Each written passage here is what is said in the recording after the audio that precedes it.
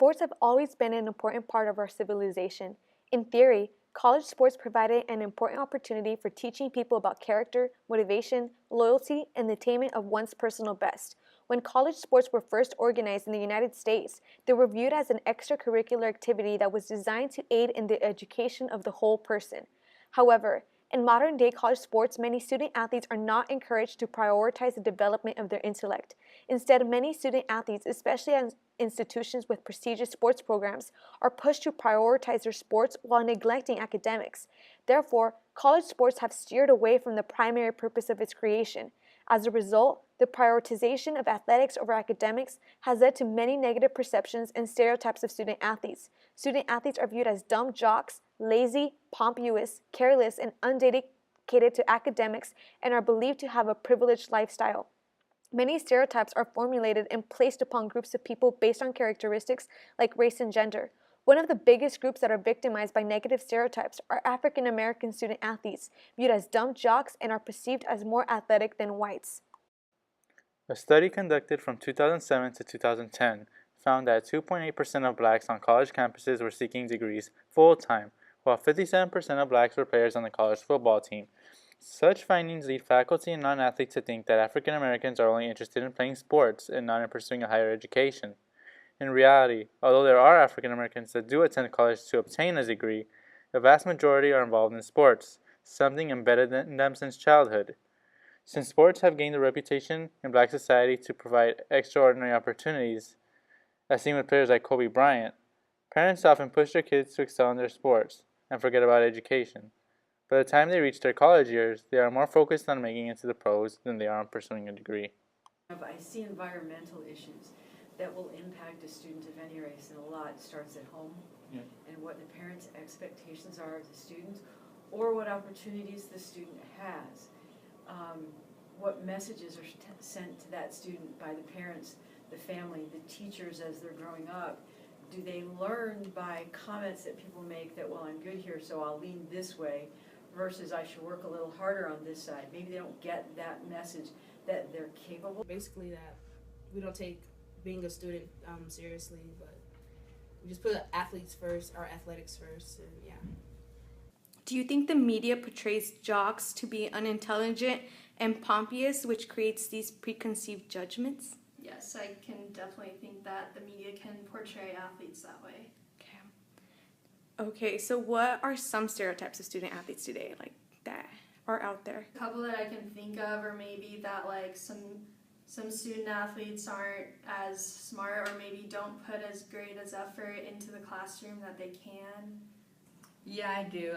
If you notice, like in a lot of movies, especially a lot of, not to diss football, but a lot of football movies have the starting quarterback or the star player as this unintelligent yet popular guy, and I think that's given all athletes a bad name because since we're athletic, we're automatically seen as given advantages and stuff like that, where a lot of it is not true. Another common student-athlete stereotype is the one against women. The feminist theory is still a factor. Women athletes are still suppressed by stereotypes. Society has preconceived notions on how women should portray themselves, and if women do not follow these notions, they are judged. Now ask yourself, have you ever looked at a woman and thought, does she look muscular or tall enough to play a sport, or judge her by the way she might dress? Because of these stereotypes, many women feel the need to over-feminize themselves to prevent being viewed as lesbians because they are not as feminine as women are expected to be. Also, men in the sports world are seen as more dominating, especially in sports like basketball and football, where they are viewed as more skillful, stronger, and aggressive and perform at higher intensity than women. In addition, the average male athlete receives on average $598 more aid per year, and men's teams on average get $271,490 more on recruiting athletes than women. With these averages, we can see men are more favored when it comes to intercollegiate sports. Men receiving more money makes it seem as if women aren't as important and aren't as taken as seriously when it comes to sports. As a result, Title IX has been enforced to distribute the money among gender sports more equally. Despite this, the stereotypes have not been removed and still exist today. When I was at Butler, I think there's a difference between what people see you as and what basketball really is. For women's sports, like, oh, you know, they don't work as long as the men's basketball team, they don't train as hard, they don't lift as much, when in reality we're in the weight room just as much, sometimes if not more, practicing on the court more, and just, I think, you like think about women's basketball players in college, immediately people just think you're just different from everyone, as in the way you look, the way you talk, the way you walk, dress, everything. Stereotypes against student athletes can have negative effects on their success. These negative stereotypes can produce anxiety in these individuals and thus lower the ability of their performance. They become concerned as to how others view them. Not only can this affect their ability to play their sport, it can also affect their ability in the classroom. Underperforming due to this anxiety could lead student athletes to believe they don't belong in college as students. Many times, professors are the ones that create negative stereotypes against the student athletes. This could lead to a loss of the student's trust in the professor, and the student becomes hesitant to get help or visit their professor's office hours, which can hurt their academics down the road.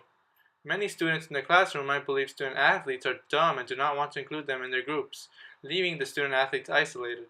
Student athletes can also be stereotyped because their student and athlete identities both compete and contradict themselves. Students are expected to have academic skill, whereas athletes are expected to lack academic ability. Negative stereotypes can also lead to a lack of involvement of student athletes in the campus and limit their college experience. They may lose out on a lot of the resources offered on their campus, such as clubs, tutoring, and many other different services.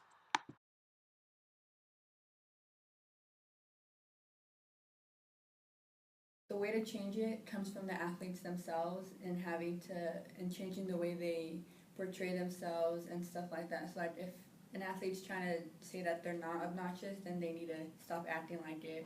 Or if they're not acting like it, then tell their friends like, hey, knock it off. That's not why we're here. You know, they have to kind of change. They have to want to change it. It's not. I don't think it's. And once athletes start wanting to change and start changing, then I think faculty and everybody else will start seeing them as non-stereotypical athletes. And I think interaction between athletes and normal students is always good, and you can always talk to those student athletes who are in your class, or we can talk to normal students. I mean, we're just all regular people. I think part of it is as simple as it sounds. By mentoring our student athletes so they understand that perception and that they are part of changing the stereotype by their behavior, by their actions and their words. And that, to me, is the best way to change a culture when it needs to evolve a little bit more. So they have to handle themselves appropriately in the classroom. It's as simple as, I don't know if anyone's advised you where to sit in a class, but don't sit in the back. You want to sit towards the front of the class. You want to participate in the class. You want to always be respectful.